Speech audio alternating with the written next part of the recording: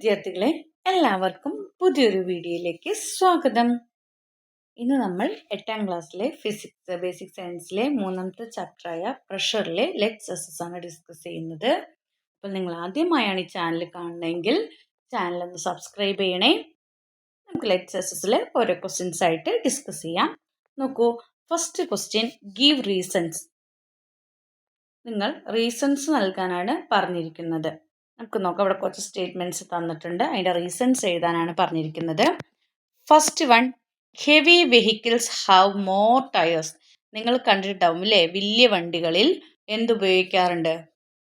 കൂടുതൽ ടയറുകൾ ഉപയോഗിക്കാറുണ്ട്. അതിന് കാരണം എന്ത് എന്നാണ് ചോദിച്ചിരിക്കുന്നത്. എന്താണ് നമ്മൾ ഉത്തരം എഴുതുക? When more tyres are used, the surface area that comes in contact with the road increases and pressure decreases. എന്താ പറഞ്ഞിരിക്കുന്നത്? കൂടുതൽ ടയറുകൾ ഉപയോഗിക്കുമ്പോൾ എന്ത് സംഭവിക്കും? കൂടുതൽ ടയറുകൾ ഉപയോഗിക്കുമ്പോൾ റോഡുമായിട്ട് കോണ്ടാക്റ്റിൽ വരുന്ന അല്ലെങ്കിൽ റോഡുമായി സമ്പർക്കത്തിൽ വരുന്ന സർഫസ് ഏരിയ, ഉപരിതല വിസ്തീർണം കൂടുന്നു. അതിനാൽ എന്ത് സംഭവിക്കും? പ്രഷർ അല്ലേ, അതിനാൽ സമ്മർദ്ദം കുറയുന്നു. അതാണ് അവിടുത്തെ റീസൺ എന്ന് പറയുന്നത്. അപ്പം കൂടുതൽ ടയറുകൾ ഉപയോഗിച്ച് കഴിയുമ്പോൾ റോഡുമായി സമ്പർക്കത്തിൽ വരുന്ന അല്ലെങ്കിൽ റോഡുമായി കോണ്ടാക്റ്റിൽ വരുന്നതിൻ്റെ സർഫസ് ഏരിയ കൂടുന്നു. അപ്പോൾ എന്ത് സംഭവിക്കും? അവിടുത്തെ പ്രഷർ കുറയും അല്ലേ, സമ്മർദ്ദം കുറയുന്നു. അങ്ങനെ എന്ത് സംഭവിക്കാം? Thus the weight of the vehicle is get distributed. അങ്ങനെ വാഹനത്തിൻ്റെ വെയിറ്റ് മൊത്തം എന്ത് ചെയ്യും? ഡിസ്ട്രിബ്യൂട്ട് ചെയ്യപ്പെടും അല്ലേ. വാഹനത്തിൻ്റെ വെയിറ്റ് മുഴുവൻ അവിടെ മുഴുവൻ എന്ത് ചെയ്യും? ഡിസ്ട്രിബ്യൂട്ട് ചെയ്യപ്പെടും, വിതരണം ചെയ്യപ്പെടുന്നു. It minimise the damage to road and tyres. അപ്പോൾ ഇതുവഴി എന്ത് ചെയ്യാം? നമുക്ക് റോഡിനും ടയറുകൾക്കും ഉണ്ടാകുന്ന കേടുപാടുകൾ, ഡാമേജ് കുറയ്ക്കാനായിട്ട് സാധിക്കും. ഉണ്ടാകുന്ന കേടുപാടുകൾ കുറയും. അപ്പോൾ എന്താണ് നിങ്ങൾ answer എഴുതണ്ടേ? When more tires are used, the surface area that comes in contact with the road increases and pressure decreases. Thus, the weight of the vehicle is get distributed. It minimizes the damage to road and tires. കൂടുതൽ ടയറുകൾ ഉപയോഗിക്കുമ്പോൾ റോഡുമായി സമ്പർക്കത്തിൽ വരുന്ന ഉപരിതല വിസ്തീർണം കൂടുന്നു. അതിനാൽ തന്നെ പ്രഷർ, സമ്മർദ്ദം കുറയുന്നു. അങ്ങനെ വാഹനത്തിൻ്റെ ഭാരം വിതരണം ചെയ്യപ്പെടും അല്ലേ, ഡിസ്ട്രിബ്യൂട്ട് ചെയ്യപ്പെടും. ഇത് എന്തിന്? റോഡിനും ടയറുകൾക്കും ഉണ്ടാകുന്ന കേടുപാടുകൾ കുറയ്ക്കും. ഇതാണ് ആൻസർ ആയിട്ട് എഴുതേണ്ടത്. സെക്കൻഡ് നമുക്ക് നോക്കാം, എന്താണ് സെക്കൻഡ് പറഞ്ഞിരിക്കുന്നത്? Some passengers experience nose bleeds when airplanes fly at high altitude. ചില ആൾക്കാർ നല്ല ഉയരത്തിൽ പ്ലെയിനിലൊക്കെ യാത്ര ചെയ്യുന്ന സമയത്ത് അല്ലേ, ചില പാസഞ്ചേഴ്സിന് മൂക്കിൽ നിന്ന് ചോര വരാറുണ്ട്. അതിന് റീസൺ എന്താണെന്നാണ് ചോദിച്ചിരിക്കുന്നത്. നിങ്ങൾക്ക് അങ്ങനത്തെ അനുഭവം ഉണ്ടായിട്ടുണ്ടോ? നമുക്ക് നോക്കാം എന്തുകൊണ്ടായിരിക്കും. At high altitude atmospheric pressure is less. അതായത് നല്ല ഹൈ ആൾട്ടിറ്റ്യൂഡ്, അത് ഉയർന്ന മലനിരകളിൽ എന്തായിരിക്കും? അറ്റ്മോസ്ഫറിക് പ്രഷർ കുറവായിരിക്കും. അറ്റ്മോസ്ഫറിക് പ്രഷർ ലെസ് ആയിരിക്കും, അതായത് അന്തരീക്ഷ മർദ്ദം കുറവായിരിക്കും. അപ്പോൾ എന്ത് സംഭവിക്കും? Then the pressure inside the body is greater than outside. അപ്പോൾ എന്തായിരിക്കും? ശരീരത്തിനുള്ളിലെ മർദ്ദം, അതായത് പ്രഷർ പുറത്തേക്കാളും കൂടുതലാവും. ഇപ്പോൾ ശരീരത്തിനകത്തുള്ള പ്രഷർ പുറത്തുള്ളതിനേക്കാളും കൂടുതലായിരിക്കും. So then blood vessels will break and cause bleeding. അപ്പോൾ ഇതുമൂലം എന്ത് ചെയ്യും? ബ്ലഡ് വെസൽസ്, രക്തക്കുഴലുകൾ പൊട്ടുകയും ബ്ലീഡിങ് ഉണ്ടാവുകയും ചെയ്യും, രക്തസ്രാവം സംഭവിക്കുകയും ചെയ്യുന്നു. അതായത് ഉയർന്ന മലനിരകളിലൊക്കെ എന്തായിരിക്കും? അറ്റ്മോസ്ഫറിക് പ്രഷർ കുറവായിരിക്കും, അന്തരീക്ഷ മർദ്ദം കുറവായിരിക്കും. അപ്പോൾ നമ്മുടെ ശരീരത്തിനുള്ളിലെ പ്രഷർ നമ്മൾ പുറത്തുള്ളതിനേക്കാളും കൂടുതലായിരിക്കും. അപ്പോൾ നമുക്കിടെ ബ്ലഡ് വെസൽസ് പൊട്ടുകയും നമുക്ക് രക്തസ്രാവം സംഭവിക്കുകയും ചെയ്യുന്നു.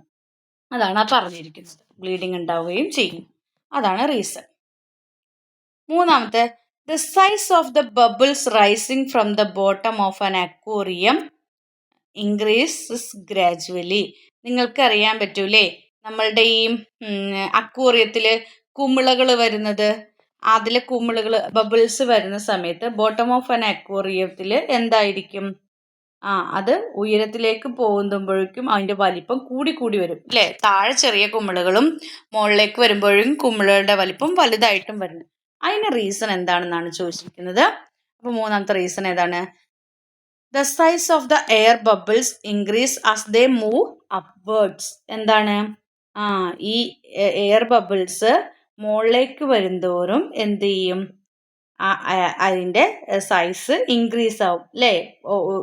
ഉയരത്തിലേക്ക് പോകുമ്പോഴേക്കും അത് വലുതാവും. കാരണം when they move upwards the liquid pressure decreases and the volume of the bubbles increases. എന്തായിരിക്കും? അവർ മേലേക്ക് പോകുമ്പോൾ ആ ലിക്വിഡിലെ അല്ലെങ്കിൽ ആ വാട്ടറിലെ പ്രഷർ എന്ത് ചെയ്യും? കുറയുകയും അതിലെ ബബിൾസിൻ്റെ വോളിയം കൂടുകയും ചെയ്യുന്നു. The size of the air bubbles increases as they move upwards. When they move upwards, the liquid pressure decreases. Liquid pressure decrease ചെയ്യുകയും and the volume of the bubble increases.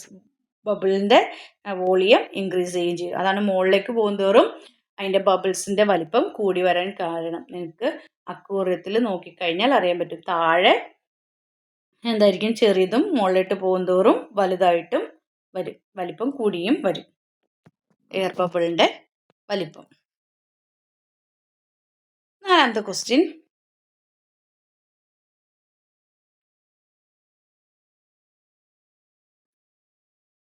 Passengers travelling uphill in vehicles on a gut road experience ear pain.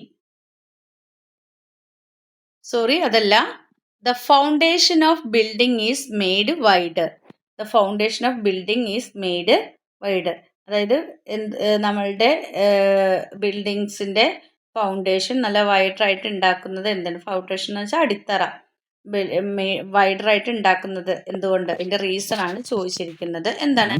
As area increase pressure decreases. എന്താണ്? Area increase ചെയ്യുമ്പോൾ pressure എന്ത് ചെയ്യും?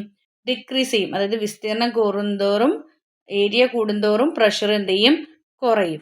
അപ്പം എന്ത് സംഭവിക്കും? The weight of the building is get distribute into more area. നമ്മുടെ വണ്ടിയുടെ കാര്യം പറഞ്ഞ പോലെ തന്നെ, ടയറുകളുടെ കാര്യം പറഞ്ഞില്ലേ, എന്ന പോലെ തന്നെ അന്നേരം എന്ത് സംഭവിക്കും? നമ്മുടെ ബിൽഡിങ്ങിൻ്റെ വെയിറ്റ് കൂടുതലായ വിസ്തീർണത്തിൽ എന്ത് ചെയ്യും? വൈഡായിട്ട് ഉണ്ടാക്കുകയാണെങ്കിൽ ആ ഏരിയയിൽ അത് എന്ത് ചെയ്യും? ഡിസ്ട്രിബ്യൂട്ട് ചെയ്യപ്പെടും.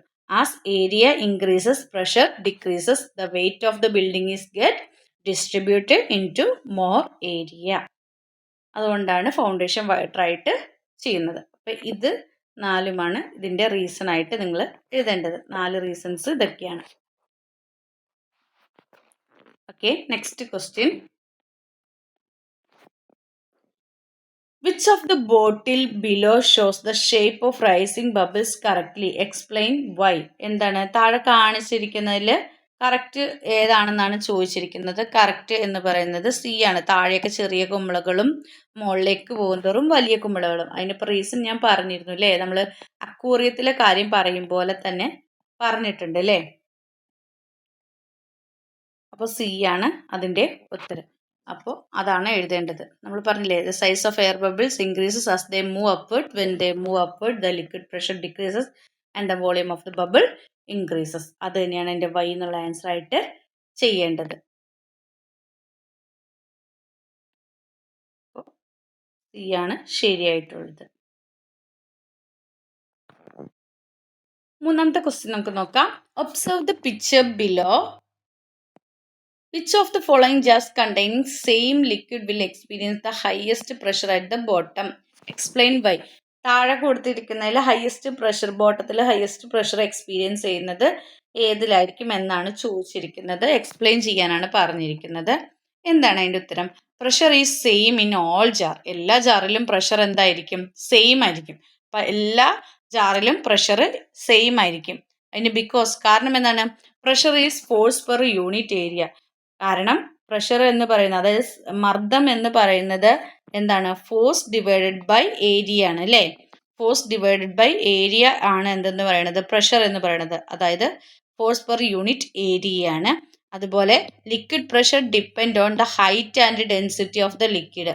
ലിക്വിഡ് പ്രഷർ എന്തിനെയാണ് ഡിപ്പെൻഡ് ചെയ്യുന്നത്? ലിക്വിഡ് പ്രഷർ ഡിപ്പെൻഡ് ചെയ്യുന്നത് ഹൈറ്റിനെയും ഡെൻസിറ്റിനെയുമാണ്. ലിക്വിഡിൻ്റെ ഹൈറ്റിനെയും ഡെൻസിറ്റിനെയുമാണ് അല്ലേ? അതിൻ്റെ ഉയരത്തിനെയും സാന്ദ്രതയെയുമാണ് അത് ആശ്രയിച്ചിരിക്കുന്നത്. Liquid pressure depends on the height and density of the liquid. Here H and D are same for all. ഇവിടെ എങ്ങനെയാണ് എച്ചും ഡിയും എല്ലാത്തിലും സെയിം ആണ്. ഹൈറ്റും ഡെൻസിറ്റിയും ഇതിൽ എല്ലാത്തിലും സെയിം ആണ് അല്ലേ? നോക്ക്, അതെ. അപ്പോൾ ഇത് മൂന്നും എന്താണ്, ഒരേപോലെ ആയിരിക്കും എന്തുണ്ടാവുക, പ്രഷർ ഫീൽ ചെയ്യുന്നുണ്ടാവുക. എല്ലാ പാത്രങ്ങളിലും മർദ്ദം ഒരുപോലെ ആയിരിക്കും, സമ്മർദ്ദം ഒരുപോലെ ആയിരിക്കും. ഇനി നാലാമത്തെ question, cooking is faster in a pressure cooker than in an open vessel, explain why. നമ്മൾ ഒരുപാട് തവണ കേട്ടിട്ടുള്ള കാര്യമാണ് അല്ലേ? കുക്കറിലായിരിക്കും എന്ത് ചെയ്യുന്നുണ്ടാവുക, നമുക്ക് പുറത്ത് ഓപ്പൺ വെസലിൽ, അതായത് തുറന്നു വെച്ച പാത്രങ്ങളിൽ കുക്ക് ചെയ്യുന്നതിനേക്കാളും പെട്ടെന്ന് നമുക്ക് എന്തിലും കുക്ക് ചെയ്തെടുക്കാൻ പറ്റും, കുക്കറിൽ, പ്രഷർ കുക്കറിൽ കുക്ക് ചെയ്തെടുക്കാൻ പറ്റും. അതിനുള്ള റീസൺ എന്താണ്, എന്തുകൊണ്ടാണെന്നാണ് നിങ്ങളോട് ചോദിച്ചിരിക്കുന്നത്. എന്തുകൊണ്ടായിരിക്കും? The cooker is sealed tightly. Cooker നല്ല ടൈറ്റ് ആയിട്ട് എന്ത് ചെയ്തിട്ടുണ്ടാവും, അടച്ചിട്ടുണ്ടാവും. So steam will be trapped in it causing increase in pressure. അതുകൊണ്ട് തന്നെ ആവി പുറത്തേക്ക് പോവാതെ അതിൻ്റെ ഉള്ളിൽ ട്രാപ്പ് ചെയ്തിട്ടായിരിക്കും അല്ലേ, അതിൻ്റെ ഉള്ളിൽ തന്നെ ഉണ്ടാവും. അപ്പോൾ എന്ത് സംഭവിക്കും, അവിടെ എന്ത് കൂടും, പ്രഷർ കൂടും, പ്രഷർ ഇൻക്രീസ് ആവും. In this high pressure boiling point of water will increase at to 120 degree Celsius.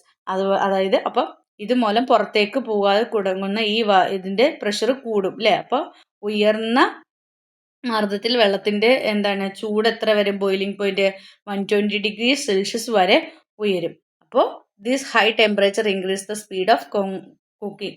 അപ്പോൾ ഈ ഹൈ ടെമ്പറേച്ചറാണ്, ഈ ഉയർന്ന താപനിലയാണ് എന്ത് ചെയ്യുന്നത്, കുക്കിങ്ങിൻ്റെ വേഗത കൂട്ടുന്നത്. ഓക്കെ, അപ്പോൾ ഇത്രയൊക്കെയാണ് നിങ്ങളുടെ ലെറ്റ്സ് അസസ്സുമായി ബന്ധപ്പെട്ടിട്ടുള്ള ക്വസ്റ്റ്യൻസും അതിൻ്റെ ആൻസേഴ്സും ഉള്ളത്. അപ്പോൾ നിങ്ങൾക്ക് ഈ വീഡിയോ ഇഷ്ടമായെങ്കിൽ ലൈക്ക് ചെയ്യുക, ഷെയർ ചെയ്യുക. ആദ്യമായി ചാനൽ കാണുന്ന കൂട്ടുകാരുണ്ടെങ്കിൽ ചാനൽ ഒന്ന് സബ്സ്ക്രൈബ് ചെയ്യണേ. Then see you again. Thank U.